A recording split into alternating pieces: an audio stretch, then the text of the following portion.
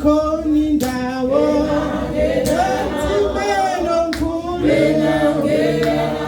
ebukhosini ukaNkulunkulu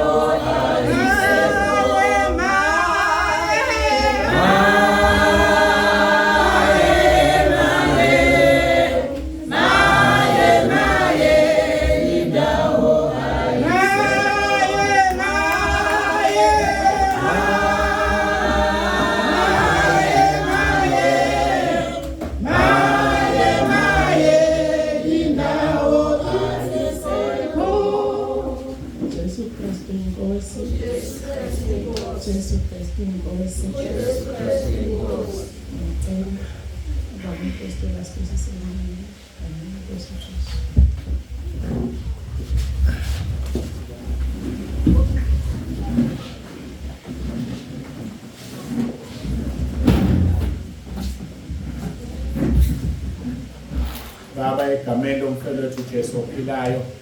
nanku umnikelo onikelwa abantwana bakho ngiyacela ubusise kube lona loyo nikelile ngiyacela uNkulunkulu wami ukuthi wenze izwi lakho uNumeri chapter 6 verse 24 kuya 26 ukhulumile ukuthi asobabusisa ngalo lelizwi babusiseke Nkosi ubazungeze ubabiyele balondoloze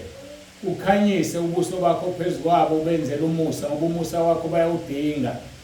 uphakamise ubuso bakho phezukwabo bakuthula badinga ukuthula kwakho badinga ukuthula ezinhlizweni badinga ukuthula emakhaya badinga ukuthula nomakhelwane badinga ukuthula emphakathini badinga ukuthula ngisho emsebenzini busisa kube lona loyo Nkosi onikelile umzungeze ngemuva nangaphambili ubeka isandla phezukwakhe njengoba ushilo kumahubo 139 verse 5 namahubo 34 verse 7 uthenge ingelosi yakho yamisanqa zonke kwabakwesabayo ibakhulule kumahubo 17 verse 8 uthe umuntu uyamfihla njengenhlamvu yeso lakho ngaphezulu kwakho konke Nkosi banika isibusise sikuIsaiah 54 verse 17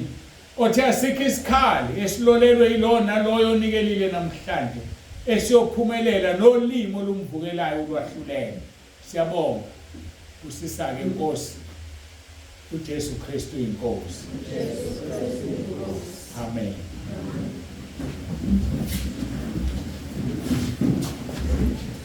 siyambonga uNkulunkulu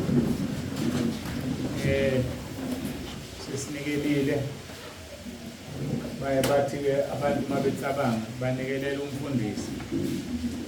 angiseke umfundisi wemali wafowethu angisayiphathi imali angihambe nemali mase kunikele kwaqedwa nje imali yala sifikele khona noma usithole nansi imali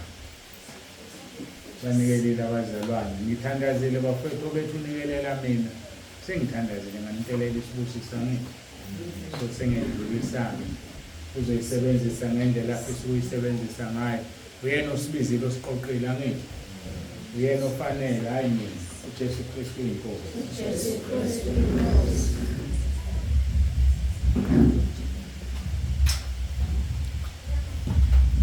Kristu inkosi yabantu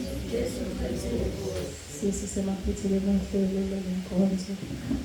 bayacela abazalwane yacela mama sithole ukuthi sivele isihlale nje sibumbene nje sithole ukuphuzwayo abazalwane egameni lenkosi uJesu. Jesu Kristu inkosi,